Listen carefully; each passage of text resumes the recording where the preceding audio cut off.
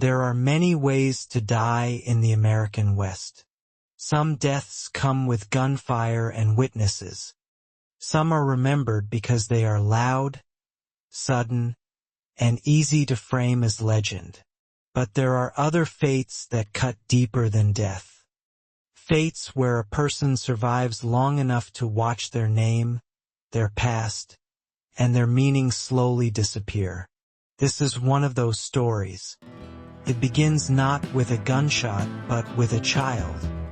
In the borderlands of the Arizona Territory, in the middle of the 19th century, a boy was born into a world already breaking apart.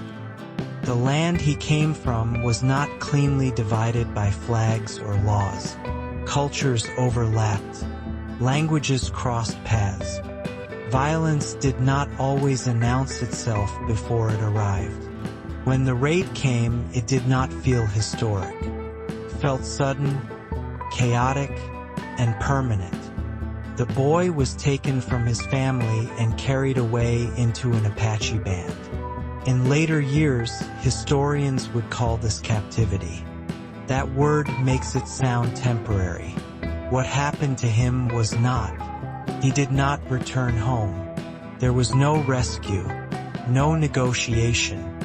The life he had known ended quietly, replaced by something else. Growing up among the Apache reshaped him in ways no report could capture. He learned to survive in a world where survival depended on awareness, patience, and restraint. He learned how to move without leaving a trace, how to listen to the land, how to read signs in dust, grass, and shadow that meant nothing to outsiders. This was not a romantic transformation. It was adaptation.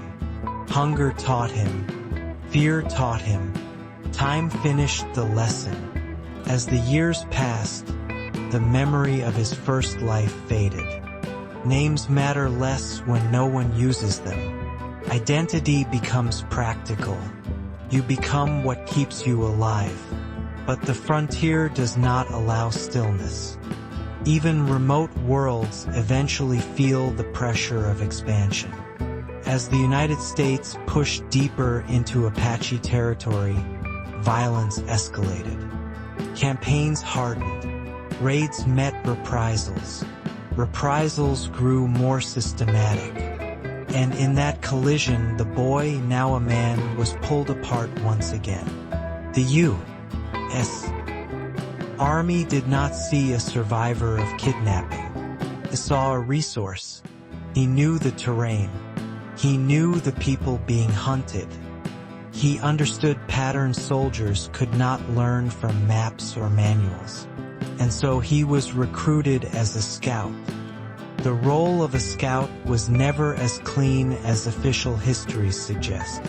Scouts did not command. They did not decide policy. They guided soldiers through unfamiliar land and helped locate Apache bands that were resisting removal, confinement, or extinction. The man stood between two forces that both needed him and neither trusted him. To the army, he was useful but suspect, a tool to be employed carefully. To many Apaches, he became something worse than an enemy. A reminder that survival sometimes requires betrayal, even when betrayal was never freely chosen. Every mission pushed him further away from any clear sense of belonging. Each success carried a private cost. He guided soldiers toward camps that looked too familiar. He watched families scatter in ways he recognized. The violence was no longer abstract. It was intimate. History often asks why men like him cooperated. It rarely asks what choices were actually available. Refusal was not a path to freedom. It was a path to suspicion, imprisonment, or death. Cooperation did not bring acceptance either. It only postponed punishment. As the Apache Wars dragged on, the frontier hardened its stories. Newspapers simplified events. Soldiers became heroes. Resistance became savagery. The scout became a footnote, a silhouette, a supporting character who complicated the narrative and therefore had to be flattened. When Geronimo surrendered in 1886, the wars that had defined the Southwest effectively ended. The army declared victory. Officers returned east. Politicians congratulated themselves. The country turned its attention to railroads, towns, and land sales. The scouts were quietly dismissed. There were no ceremonies marking the end of their service. No pensions that matched the damage done. The skills that once made them essential were now inconvenient reminders of a violent past the nation wanted to move beyond. For this man, the end of the fighting did not bring relief.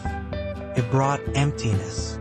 He could not return to a childhood home that no longer existed. He could not fully rejoin Apache communities that saw him as compromised.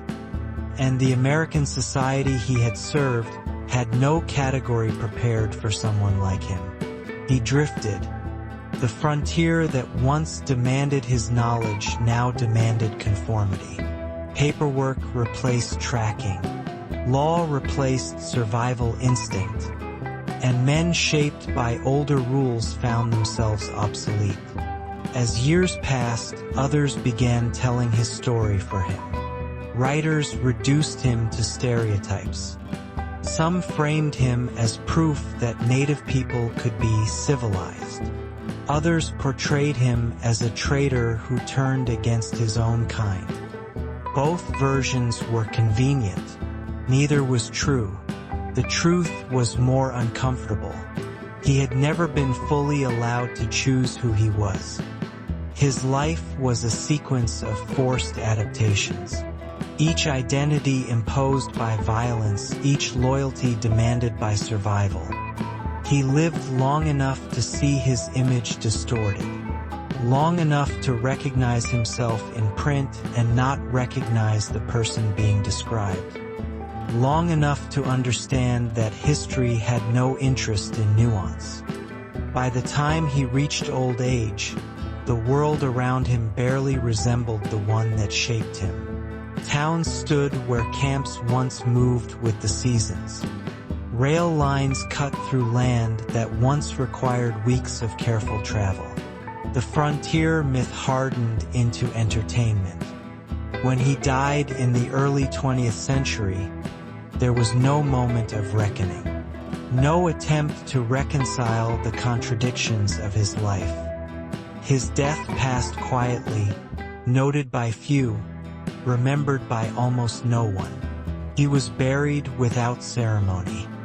And in that silence, his story reveals one of the darkest truths about the American West. The frontier did not only destroy people through violence.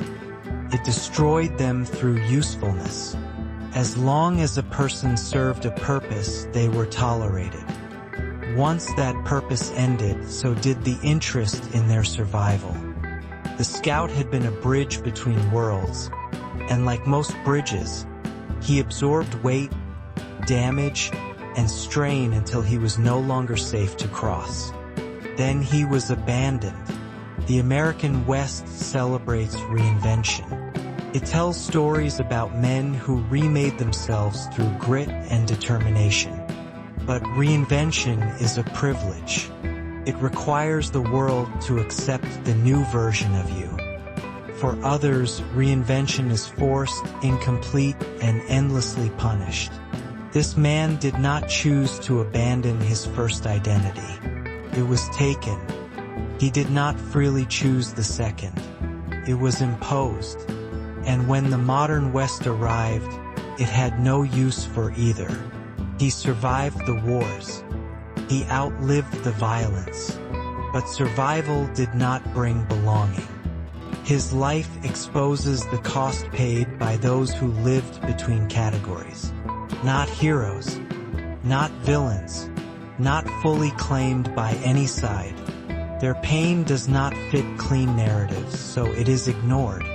They lived long enough to be forgotten. And sometimes, the cruelest fate in the American West was not dying young with a gun in your hand, but waking up every day in a country that had already decided who you were and never cared whether that version was true.